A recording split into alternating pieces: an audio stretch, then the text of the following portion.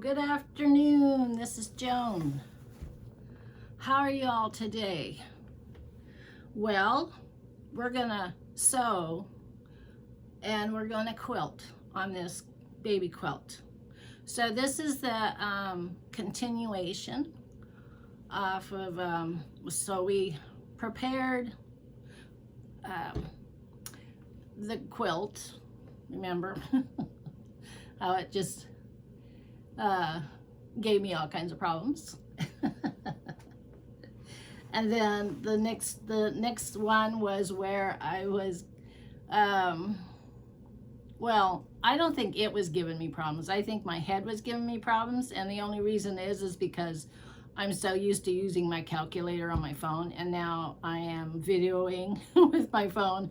I couldn't use my calculator, and I really didn't even, it was just like what I say, just raw, because I could have figured out all the numbers prior to, but I didn't. I just kind of filmed it and went with it. Over simple numbers, I could have figured it out, but you know, I don't know.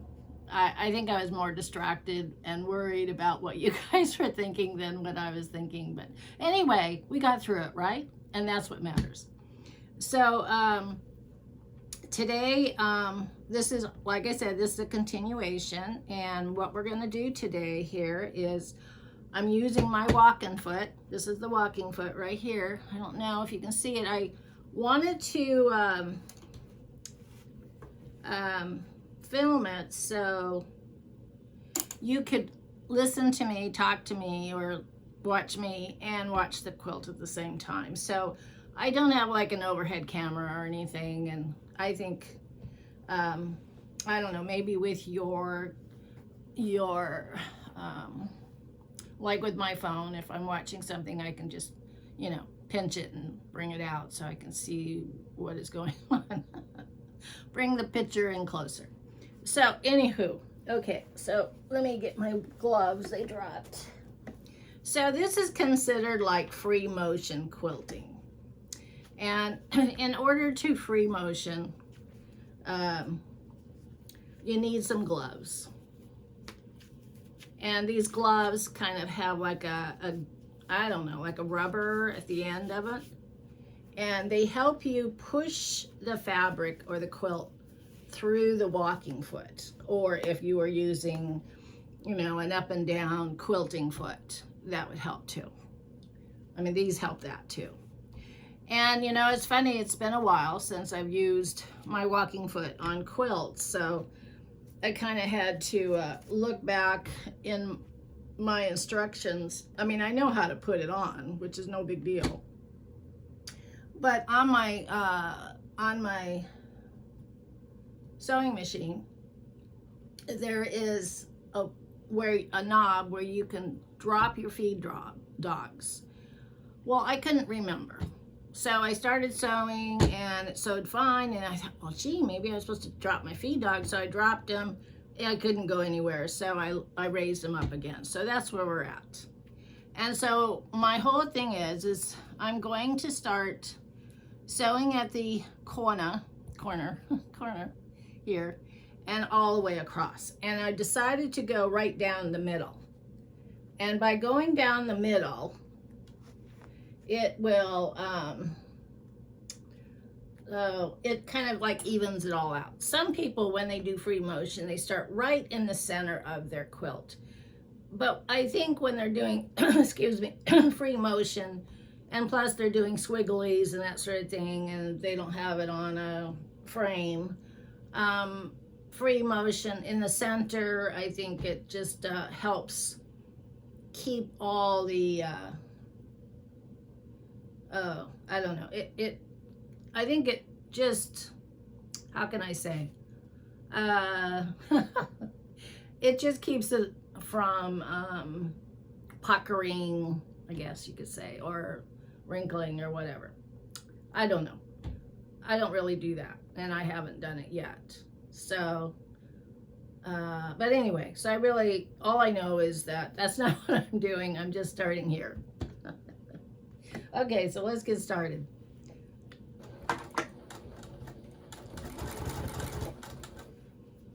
So the gloves help you grab the fabric and guide the fabric. So. And also, with this walking foot, there is no way you can increase the stitch. For some reason, you can only stitch a certain length with this walking foot. I don't know why. I mean, my girlfriend had a walking foot too on hers, and hers was the same way, and she had a different type of machine, like a Beretta or something. So anyway, yeah, I've tried, and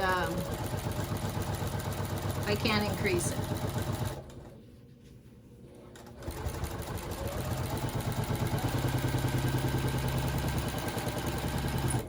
So I'm just kind of going down the center of the block. I didn't backstitch here, so that was a no-no. I'll have to go back with the sewing machine, with the regular foot, and do that. And as I go, I'll pull out my pins. And I have this magnet bowl that I got, and it holds everything, pretty good, unless I knock it over. But if I knock it over, oh well, I don't need to go down that road.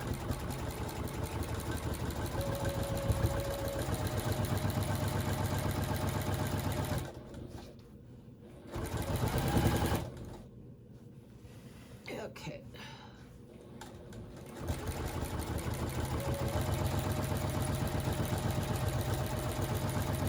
So yesterday I got to go by Amazon yesterday.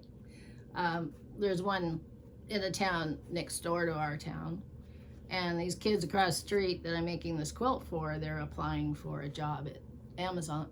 We couldn't go in. They wouldn't let you. Well, we went in actually, I don't think we went in the front doors. There is a plastic, there's a hole there where you can talk in. And the security guard came over and said, "What do you want?" And we thought, my husband goes, "Well, do you give out tours?" And they said, "No, you have to find somebody that's willing to sponsor you before you can come in here for tours." So anyway, yeah, they pay pretty good. It's a good job, I guess. And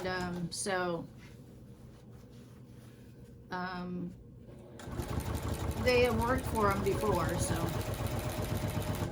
they've got their foot in the door for that. Anyway, we're kind of their transportation right now because their car broke down, and I don't know if a bus service goes there or not, so we're just helping them out. We have nothing better to do anyway.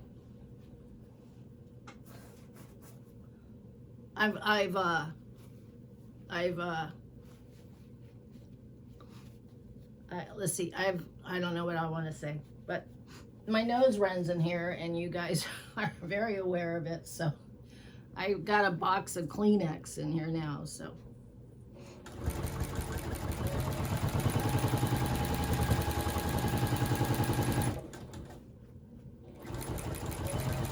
So we're harvesting tomatoes now.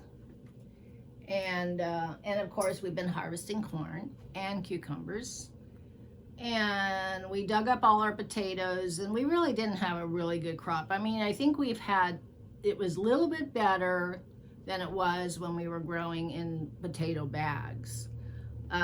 This time we grew it, we grew it in our raised beds, but it was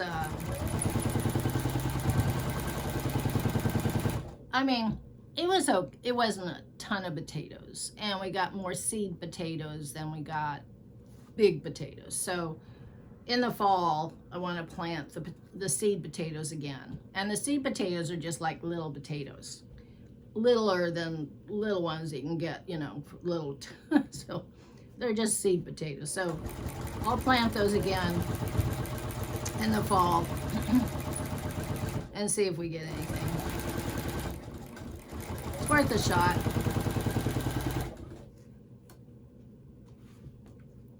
I just hate I like to be able to grow and things that, you know, that instead of buying them at the store.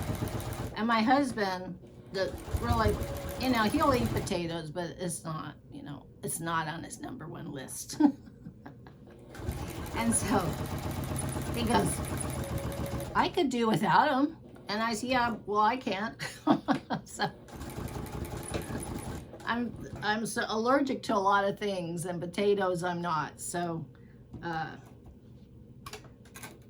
okay, so what we do here is I came to the last corner here, see? And now I'm going to turn around. And, trying to think how I should do this. If I should go down the next one, or if I should go down the next. I think I'm going to go down the next square.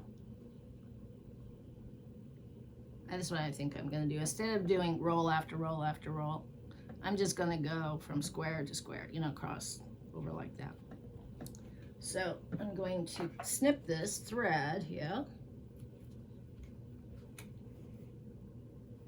and go over here and start here.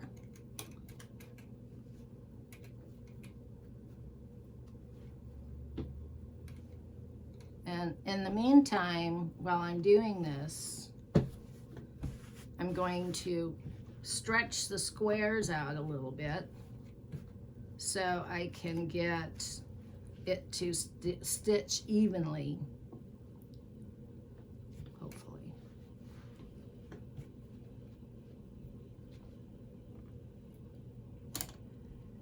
Hopefully, hopefully, hopefully.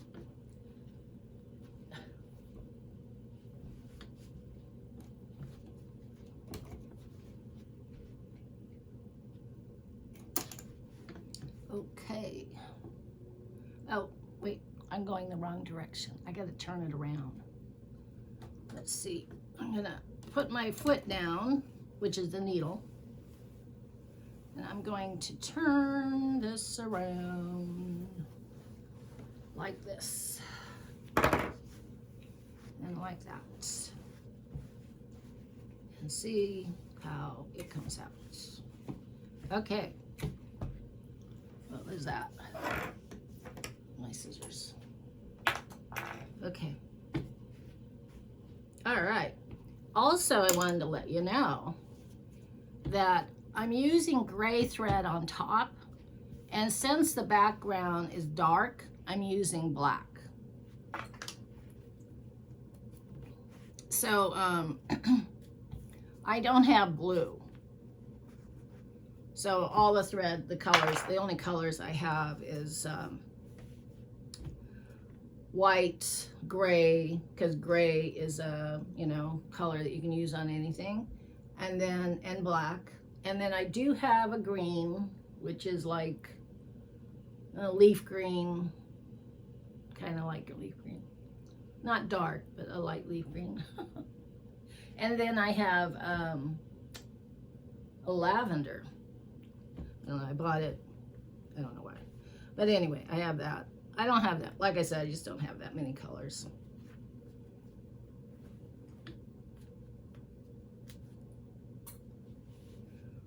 So, okay, let's get started here. Let's back stitch.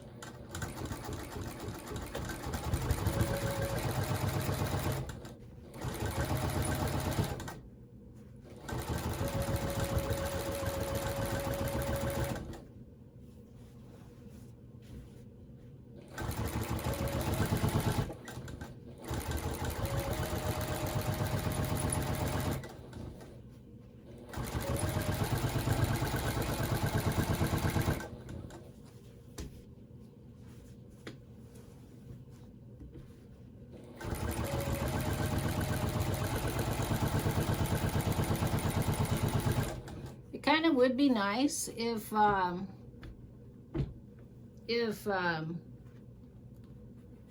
don't know, what was I gonna say here?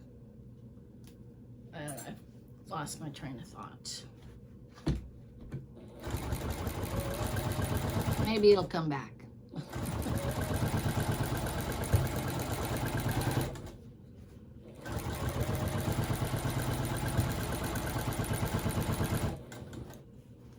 So by using the gloves, it helps you grip the fabric and pull it apart. Because if I didn't have it, it could go like this. And you don't want your quilt to go like that when you're sewing. So by doing that, by stretching it out a little bit, you're keeping it from bunching up in the middle too. So,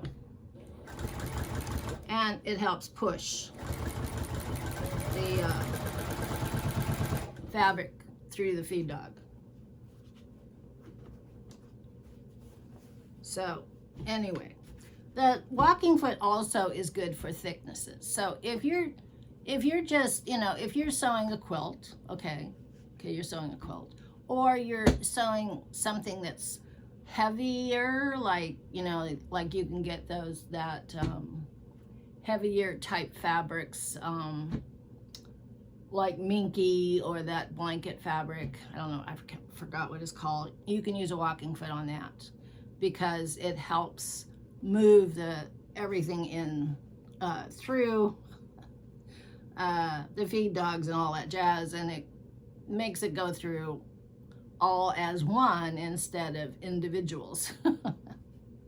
When I worked on Madison's quilt, and I know I brought it up, I have brought this up lots of times, but since that was the first one I worked on, that one, like I said in the past, I really wanted to quilt that one. And I wasn't too familiar with my machine at the time. I had just bought it. And I hope I'm doing this right, because, yeah, okay. Kind of. And,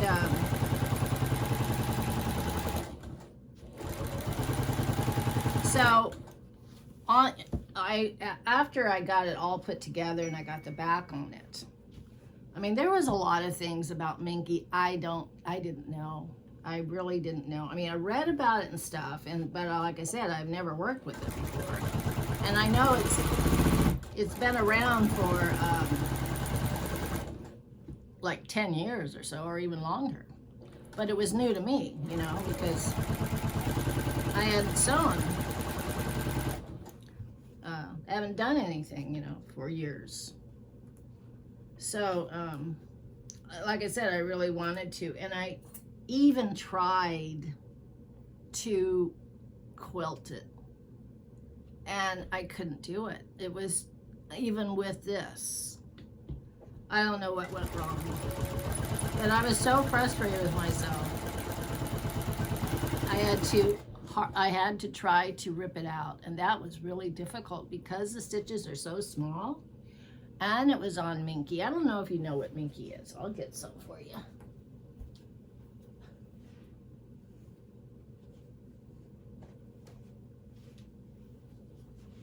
Okay, so this is Minky. You've seen it before. It's really, well, let's go this way.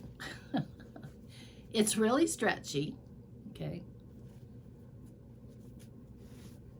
And it was difficult to work with. I mean, I used it because she wanted something soft, and that was the priority. And so I used Minky and flannels. And of course she's loved it, and it's fortunately is held up. So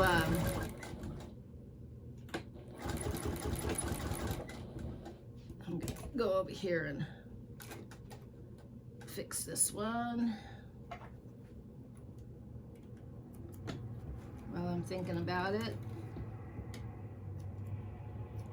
Just cutting the threads here so I don't forget and mess it up somehow.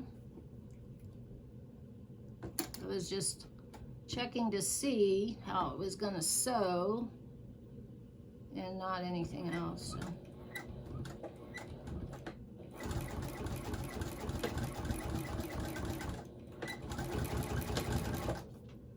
Okay, that's good. Okay, so once again, we're turning.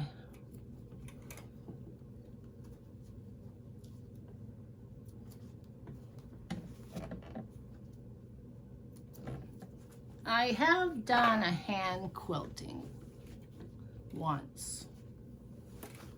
I think it was once on my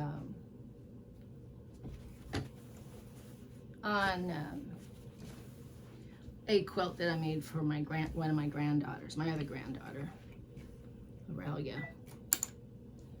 And that particular quilt,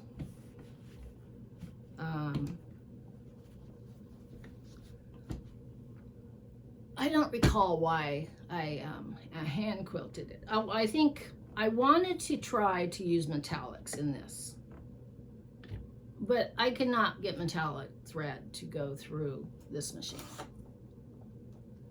It kept on breaking, and I wanted to use metallics, so I did it by hand, and it was a throw. It was a throw quilt. So, yeah. So, yeah, it's worked out great. And then I used I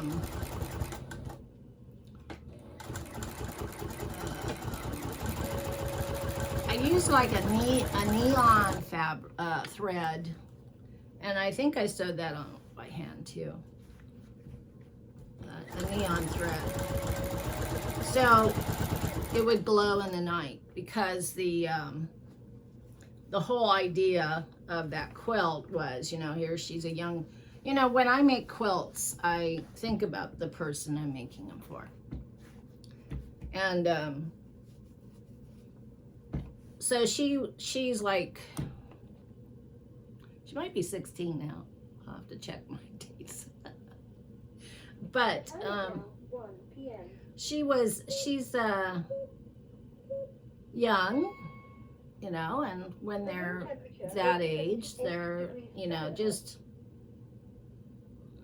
feeling life, you know, and checking out life, and kind of just wandering, and, you know, trying to find friends, or, you know, how the universe works, or, you know, there's a lot of things going on in their mind. And so I had this fabric that was space, you know, black with gold stars and stuff through it. And so my object with that quilt, do you have a picture of it? No, I don't. Yes, I do. It's over there. But anyway, she liked purple, dark purple and black. And so I thought, oh boy, what am I gonna do with that? You know, dark purple and black. So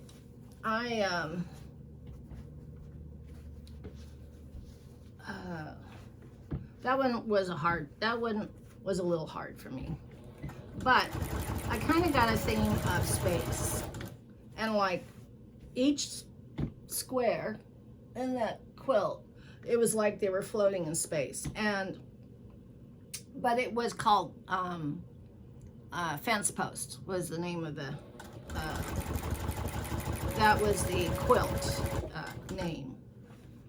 So it's kind of like fences, you know, the fence post on a fence. Okay, you have 3, and then in between is dark. Well, with mine was dark, and then you had a block above it, which was like beaded cats, and they're floating in space. So I'll get that picture and show it to you. It's pretty cool. I have to think about it, see if I have another picture somewhere of it, because I have this one nailed to the wall. But anyway, it came out pretty cool. It was different. She loves it. And then instead, I don't think I might have put a batting in it, but then I put that blanket, that soft blanket. It's kind of like Minky behind it. It was purple. And she loves it, so that's all it counts.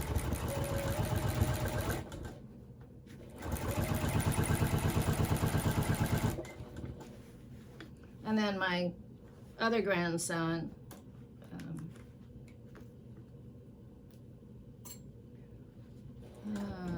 let's see. I did hit, one was one grandson, oh no, you can't see it from here either. It's a chevron, and he likes the Aztec type designs.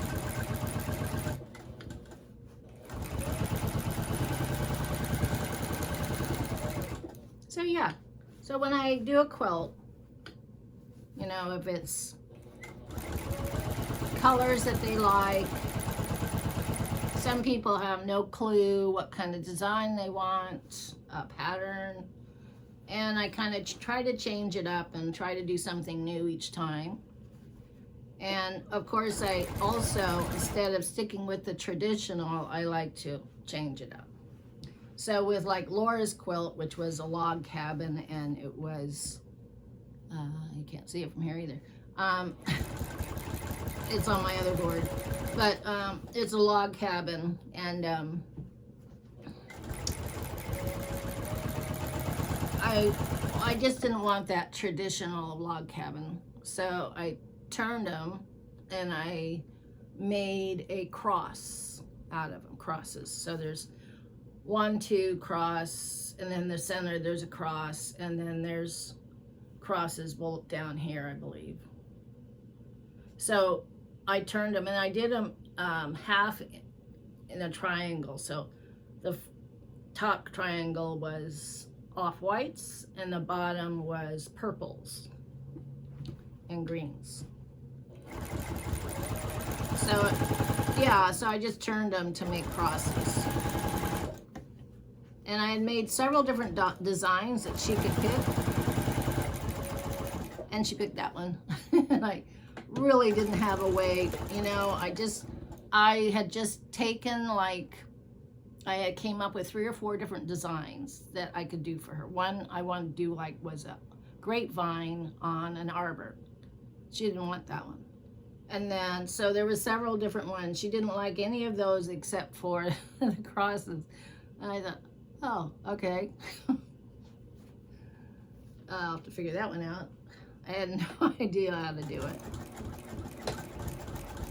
But like all my quilts, I use a graft and to get my pattern. So I worked on it and I finally got it. So that's what counts.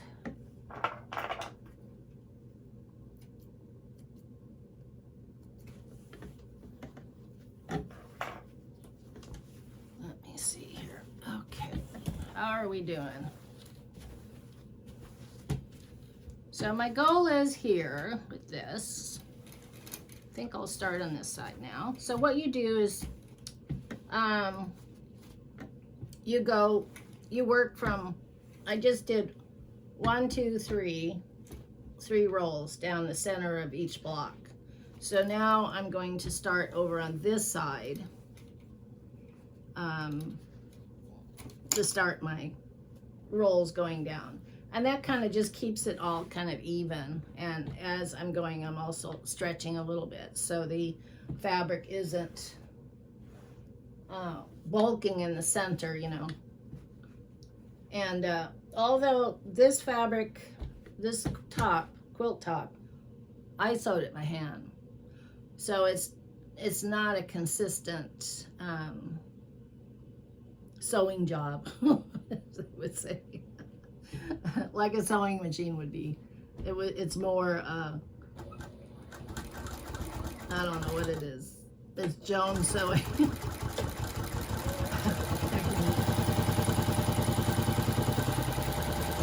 And so, yeah, hopefully it'll last for a while.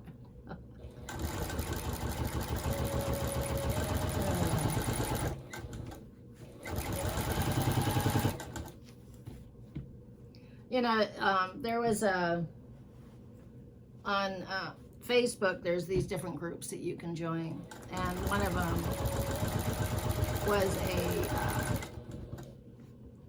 I think it's called Quilts, and this girl did this really great, it's really beautiful applique quilt, and she said it was her first quilt she had ever done, and she says, I hope you can't see my mistakes. Really, people won't see your mistakes when you make quilts because it's your quilt, and there won't be any quilt like your quilt. Each quilt is an individual because you're not using the same colors as somebody else. You might switch it around, and yeah, there might mistakes. I always make mistakes, but you're not going to find them. Only I will know that there's mistakes. So each quilt I see is an individual quilt, and they're absolutely gorgeous. So I did a quilt in January of this year. Did 2 quilts. They were throws again, but one was for my sister Janice. She wanted a quilt in greens. So I gathered up all my green fabrics, and I don't know, it was going to be a log cabin. Log cabin is an easy quilt to make. It's an easy square, and so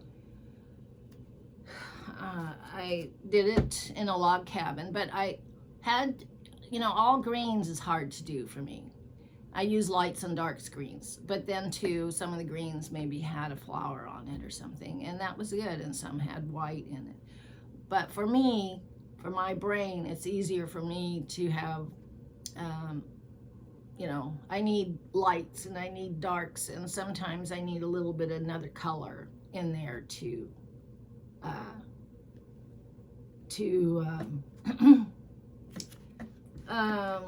it just feels better for me. That's all I can say. I have to feel good when I'm sewing on a quilt or making a quilt. I get a feeling right in here. I don't know about you guys, if you're doing something, you're making something, or whatever it is, you get this peaceful feeling inside. It's just a good feeling, and that's how I am. I just think, oh yeah, and it looks good. And I mean, that's the same with my this family tree quilt. It just has a peaceful feeling, and so each one of my quilts is a peaceful, restful feeling. And so I hope I can convey that through my quilts to people that are using the quilt to comfort themselves or just put on their bed as as a nice decoration to their room. And I just hope, it's like every quilt you do, or every quilt I do, sorry, I have to fix my posture.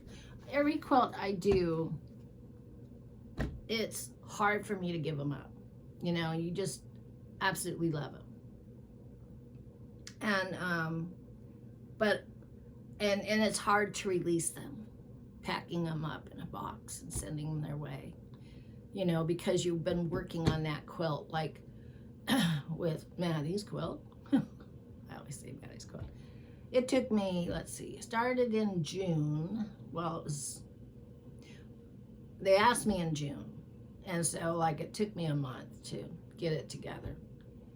So it was June, July, August, September, October. 5 months. Yeah, it was only 5 months. Yeah. And but I thought that was a long time. And it was so big that I had this vacuum cleaner box that I had used for moving. And so it was moving. No. I had bought a rug shampooer, And so I packed it in the rug shampooer box. It was a big box. And it was like, mail it off, but make sure you put a lot of insurance on it because, you know, it took me a long time and I don't want anything to happen to this quilt. And it seemed like when we shipped it off, it took forever to get to their house, you know, according to my husband. Well,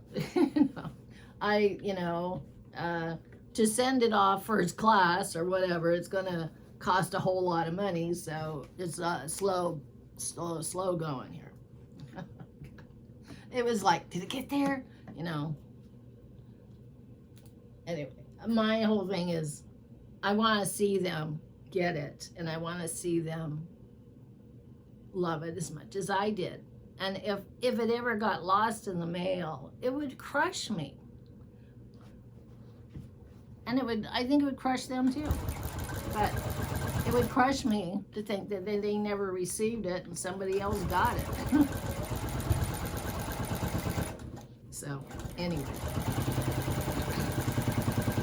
But she got it.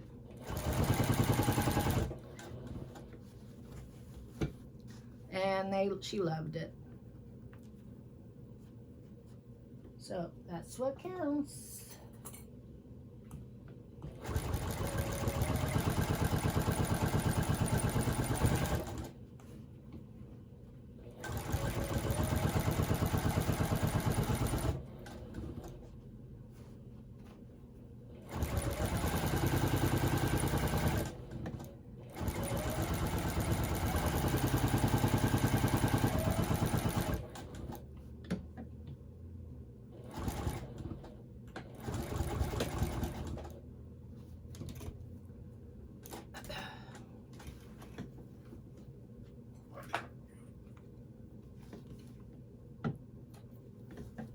Okay, see how it's coming along here.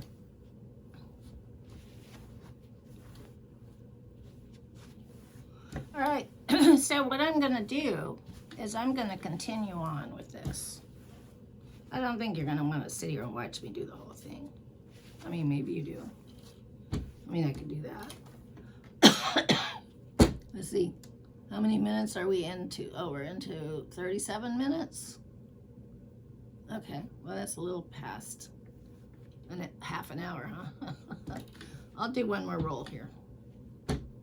So, we just did that one, didn't we?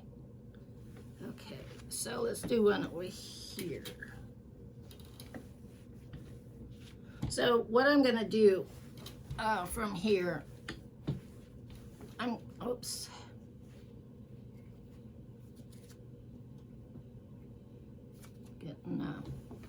So what I'm going to do in the opposite square, I'm going to sew down this way.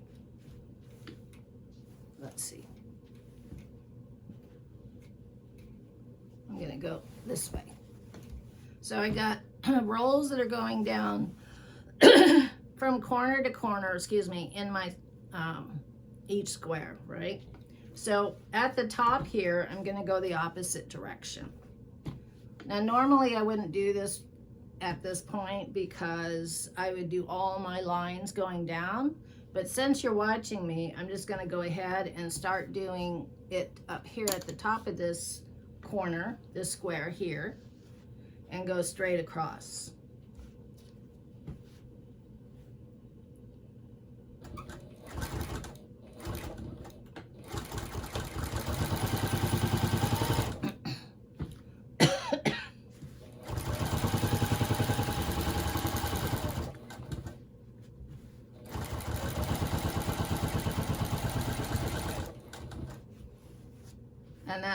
And the first one I start off is this one, just a single square. Okay. So it's kind of a crisscross in each square. I think that's good enough.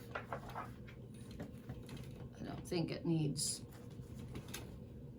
I hope it doesn't need anything more than that. And you know what? If I decide to go back, I mean, if I get it all done, right? and I decide to, you know, maybe I want another line down here, I could do that too. But I haven't decided if I'm gonna do that yet, so I'm just gonna keep it going like this.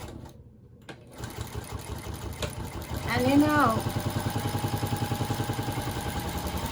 I don't know if you know, but the reason why we quilt on top of the quilt, this when you sandwich it together, is to keep it from all shifting. Because you know, if you don't quilt it, I mean, there is other ways of keeping it together, like if you were to tie it, like Maddie's quilt. Instead of quilting it, I just went ahead and tied it. And I used thick embroidery floss, and even at every corner, practically, not every one, but you know, every 4 of them or whatever, I tied it. And that was another way of quilting your fabric, in a sense. It's just tying or sewing. Gosh, I don't know why I'm losing my voice, but tying or sewing, excuse me, keeps the batting and the fabric and from separating. And when you go to wash it, it just keeps it all, you know, flat and looking good. That's why you go to, you know, that's why you go to all this trouble or sewing to finish it off. And you know, it seems like it takes forever, or for me anyway. I don't know about other sewers, but it always seems like it takes for me forever to get the top done. You know, it's all that designing and all that cutting and all that sewing all those little pieces together to get that one square. And then not only that, the layout, and so depending on the type of quilt you're making, if you're making a big king size quilt or queen size like this, you've got to figure out how much, you know, your length. So this one is going to be like, it's going to be like 99 across and like 108 down. Okay. So by figuring that, so what I do is I say, okay, I'm going to take 10-inch squares, and I have a graft up there with lines. So I'll just count the 10-inch squares. And I section this off in 10-inch squares. And in my brain. Or I will use numbers. I'll put numbers at the top and numbers down. And that's what I did here. And also I used a measuring tape. And then, and that way it kind of keeps it all straight on how you're going to do it. Like with Madison's quilt or any of the quilts that I had done that had numerous patterns to it, I would make one square and hang it up, and I would just do it all the way across, and then all the way down. And it was figuring out how the layout was going to be, how many squares across and how many squares down, decide, you know. And my girlfriend would say, how much yardage you going to need for the backing? And I said, I don't know. I haven't even thought of that. Well, how much yardage you going to need for the top? I don't know. I haven't thought of that. I know some sewers do that. You know, they figure it all out to the T. They figure out what, you know, how much yardage they're going to need for the front and the back, and you know, and that's good. I don't do that. I just start doing, and I usually use from my stash over there, and the majority of it is remnants. And I just use what I have. Sometimes I will buy fabrics for certain quilts, like my friend Laura's quilt. That was a lavender log cabin. And since I had no lavenders, and when I go to buy my fabrics, if it doesn't mean I'm going to get all lavenders that day. I'm getting, you know, assortment of colors and assortment of sizes because it's remnants.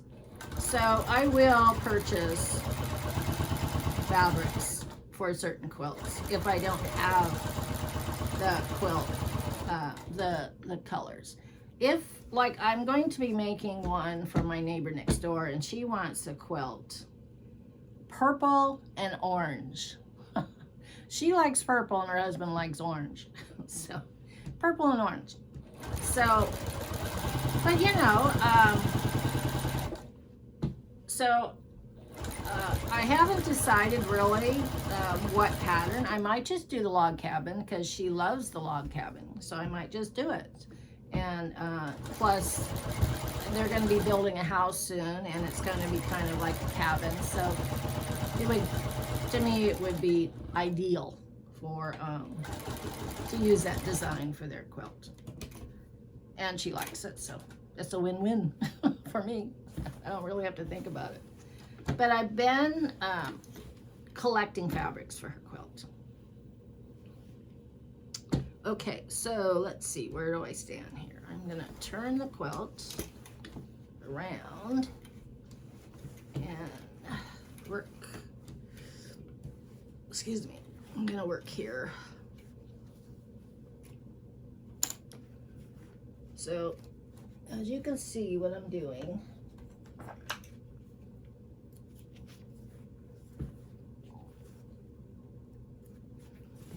I'm trying to keep it all straight. And see, it really gets bulky here.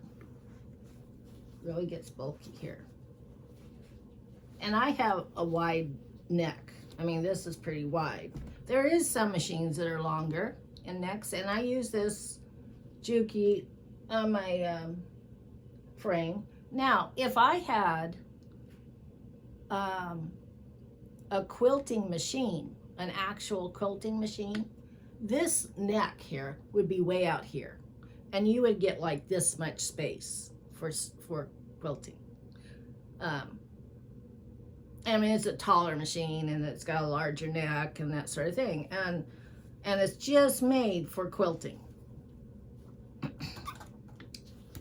which is pretty cool, I think. But I don't have that, so I use what I got. And I'm happy. I mean, of course I would like to have one of those giant quilting machines. Who wouldn't? I mean, if you're not into it, then you wouldn't. But, you know, if you're into this, you're doing this, I would. And I hear of women that get them, you know. I envy them. But I can do this myself. And it's fun. So yeah, so I will be doing, oh, I forgot to backstitch on that. Let me go back and backstitch that real quick. Oops. I will be making another quilt, another throw. Okay, now I gotta go back up again since I kind of blew that. I just forgot to backstitch. I was talking too much. So, and then I pull my threads back to backstitch there. And I have to backstitch here because I'm starting again. Oop. Where are you going there, Buster? Okay.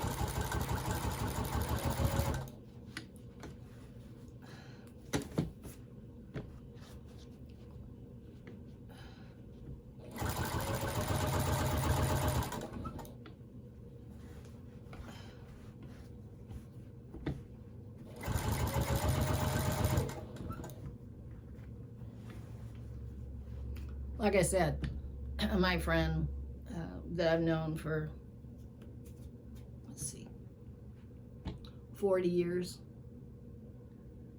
She's married to my husband's, they knew each other growing up. So anyway, so I've known her for a long time. And she's like a sister to me. And so she keeps me, you know, in line. She's a year older than me, so she keeps me in line. and she's my biggest critic. And so we're just, I could say we're two peas in a pod, but we're not. Anyway, she has a friend of a friend has a quilting machine, you know, the big one like I was talking about. And of course, you know, they're not cheap. They can get up to like $20,000. I don't think my husband would be willing to spend that much money on a sewing machine. And neither would I. Now, if I found one at the Catholic store and it was $25, I'd buy it in a heartbeat, right? But I don't think it would be that cheap, but you know, it could be maybe 100. I would pay 100 for a quilting machine. I think I paid $125 for that machine down there. I don't know, I might have said 25, but now that I think about it, I think I lied. It was 125, but it was well worth it because it's a Viking and it does embroidery. It does straight stitch, but it also does embroidery and all kinds of stitches. So I thought it was a good buy. I haven't really used it. I've done some straight stitching and I've done a little embroidery. I haven't really done the embroidery on it yet. I just bought it because I needed another machine. I have another machine over here. It's my old one and it works pretty good sometimes. It's just kind of fussy like me.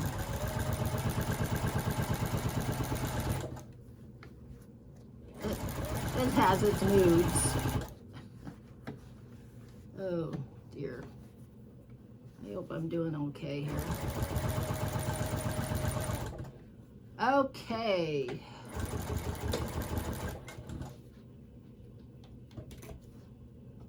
I'm gonna stop here.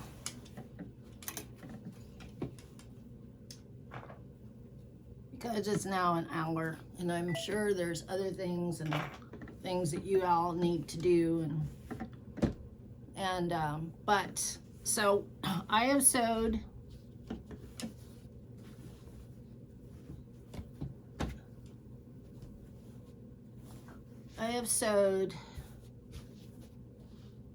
this much down here, and then I went across and went this way, kind of like a checkerboard or, you know, crisscross in each square. So that's the way I'm gonna do it. So, okay, well, good talking. I hope you enjoyed this. I hope I didn't talk your ear off because, you know, I do have a tendency of doing that, but I like to visit and if you have any questions, if you know, want to ask me a question, I'll try to answer it. Anyway, so remember to like, you know, there's a hand, you press that and like, and subscribe. It doesn't cost you anything, and the only reason why you would do that is if you want to see more of me every time I post, it would pop up on your phone or your TV or whatever and let you know that I just posted a new video. And then it also, there's a bell, and if you ring the bell, it's like notifications. And right now I have 34 subscribers since yesterday. And did you know I have over 1,000 viewers? I am so happy. So like I said, if you know, subscribing doesn't cost you anything. If you like watching YouTube, you like watching me, just subscribe. And what's nice about it, it's not like something you have to pay for. You know what I mean? There is different things out there, different apps on your phones, and you know, you download it and you got to pay for it and blah blah blah. Well, this you don't have to pay for, and it's free. And all it does is it helps you by finding me each time you tune in because you subscribed, and it helps me by getting, if I get up to, you know, if I get higher and higher with my subscribers, you know, I think I get a little income off of it. I'm not sure, but not that I'm looking for income, but I am looking for more subscribers. So yeah, so and also leave me a message. Talk to me. I like to talk and ask me questions. Challenge me if you have a challenge. You know, I don't know, but I haven't had any comments yet, and it makes me wonder. Maybe I talk too much, and you figured, well, she's answered all my questions, so I don't need to talk. You know, what am I going to ask her? Anyway, keep it sweet, and I will see you next time. Bye-bye.